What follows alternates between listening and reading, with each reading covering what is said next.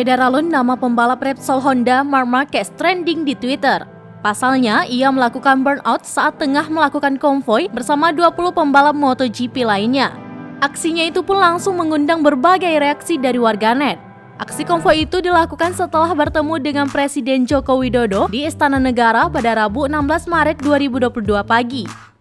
20 pembalap MotoGP kemudian melakukan konvoi dari Istana Negara hingga Bundaran Hotel Indonesia atau HI.